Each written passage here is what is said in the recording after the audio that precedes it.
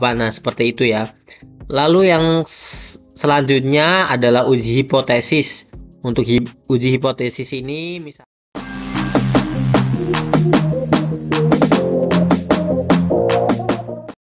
Halo teman-teman semuanya, masih di kampus impian teman-teman.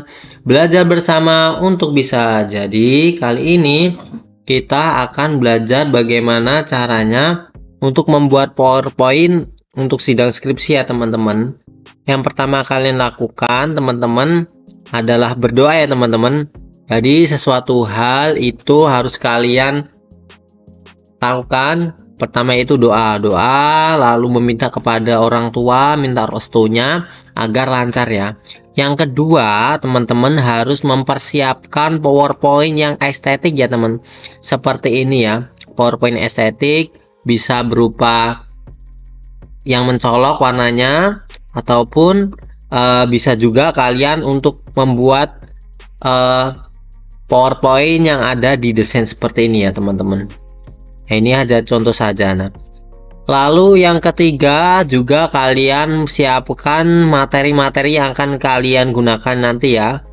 Nah, nanti materi-materi yang seperti ini akan kita masukkan untuk ujian skripsi itu teman-teman. Jadi itu dari mulai bab 1 hingga bab 5 itu dimasukkan ya teman-teman. Tapi tidak boleh banyak-banyak ya teman-teman, karena kalau misalkan banyak maka penguji tersebut akan merasa bosan. Langsung saja sih teman-teman, kita langsung ke prakteknya teman-teman. Nah, kalian lakukan adalah kalian dengan cara membuat judul bisa melalui di text box ya. Misalkan nama Abdul Rozak. Nah ini misalkan seperti ini ya teman-teman. Langsung saja misalkan Abdul Rozak, lalu enter npm ya. Nah, seperti itu ya teman-teman. Misalkan kita taruh yang sebelah sini. Nah, taruh sebelah sini gitu aja sih teman-teman. Lalu yang kedua, kalian siapkan untuk dosen pembimbingnya siapa dan pengujinya siapa ya teman-teman. Ini kalian cantumkan, hanya saja jangan sampai salah ya teman-teman. Dari mulai namanya, lalu ada gelarnya, ini jangan sampai salah. Karena misalkan salah teman-teman pasti akan dinasihati atau diberikan arahan oleh dosen ya teman-teman. Yang kedua atau yang selanjutnya adalah membuat latar belakang. Nah, seperti saya bahas tadi, mungkin di latar belakang ini hanya poin-poin saja ya teman-teman. Misalkan Pancasila. Pancasila menurut Mulyadi 2014 bahwa alat pemersatu bangsa yaitu Pancasila ada 5 dasar. Nah, nanti bisa kalian terangkan tuh Pancasila dari mulai nilai ketuhanan, kemanusiaan, persatuan, dan lain-lain. Seperti itu ya teman-teman. Jadi ketika kita presentasi itu akan lebih menerangkan apa yang ada di pikiran kita dan juga pengetahuan kita. Yang selanjutnya teman-teman, itu ada identifikasi masalah, batasan masalah, rumusan masalah, dan tujuan penelitian. Jadi ini masih di bab 1 ya teman-teman. Jadi di bab 1 itu cuma 2 slide saja sih teman-teman, cukup kok. Jadi yang selanjutnya ada tinjauan pustaka. Nah, untuk tinjauan pustaka ini teman-teman, saya sarankan untuk yang di bab 2 hanya subbab ini ya. Hanya subbab ini yang kita cantumkan, misalkan pengertian nilai. Di improve saja teman-teman. Pengertian nilai adalah suatu keindahan yang ada melekat pada barang itu sendiri. Nah, seperti itu ya teman-teman. Jadi kita terangkan atau kita jelaskan menurut pengetahuan yang sudah kita dapat selama membuat skripsi itu ya teman-teman.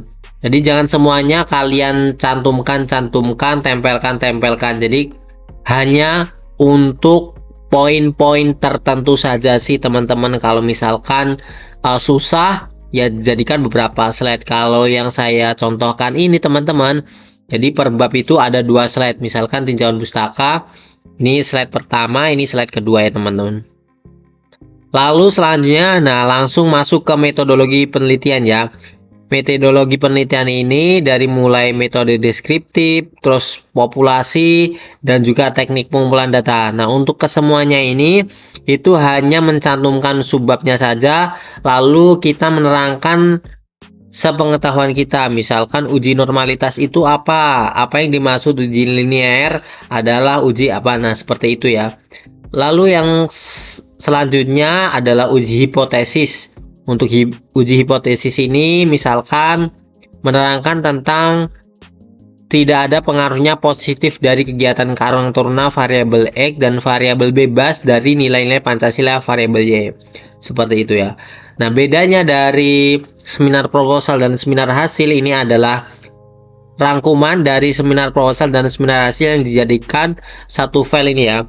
Ini tadi akan ada di seminar hasil ya. Untuk cantuman seperti ini bisa kalian peroleh dari seminar hasil sudah kalian paparkan dan tinggal dicantumkan seperti itu ya teman-teman. Lalu ini juga hasil penelitian ini yang variabel X ya teman-teman. Kalau misalkan cuma variabel 2 dan ini variabel Y teman-teman. Jadi kalian cantumkan hanya per variabel saja gitu. Lalu yang selanjutnya teman-teman coba diperhatikan bahwa di dalam penyemangatan atau di dalam penyajian skripsi PowerPoint untuk seminar kompre ataupun ujian skripsi teman-teman, jadi kalian hanya mencantumkan poin-poinnya saja seperti uji normalitas, ujian linearitas. Nah, untuk bagian gambar seperti ini kalian dapatkan ada di halaman seperti ini. Nah, ini dokumen yang sudah saya siapkan ya. Nah, seperti ini kita tinggal screenshot ya teman-teman. Misalkan kita screenshot terlebih dahulu pakai snipping tool ya. Kita pakai snipping tool, screenshot.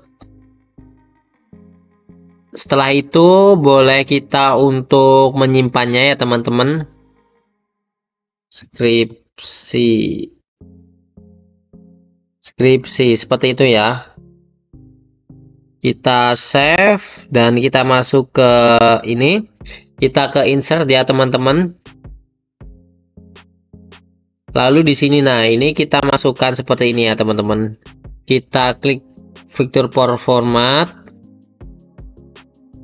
Nah, tinggal dimasukkan nah seperti ini ya teman-teman. Tinggal kita besarkan, kecilkan. Nah, seperti itu teman-teman. Jadi di sini ada gambar dan juga ada keterangan, misalkan berdasarkan hasil uji normalitas menunjukkan nilai signifikansi sebesar 0,183 seperti itu. Setelah kalian memberikan arahan untuk pengujian-ujian tersebut, yang selanjutnya adalah uji regresi linear sederhana, yaitu ujian yang terakhir ya. Dan ada uji hipotesis, misalkan seperti ini untuk uji hipotesisnya, bahwasanya hasil dari pengolahan data menggunakan analisis regresi sederhana diperoleh T hitung untuk variabel Karang Taruna sebesar 6,914 dan T tabel dengan DK 65 kurang 2 sama dengan 63 seperti itu ya. Hipotesis ini bisa kalian peroleh juga dari skripsi yang sudah kalian buat ya teman-teman.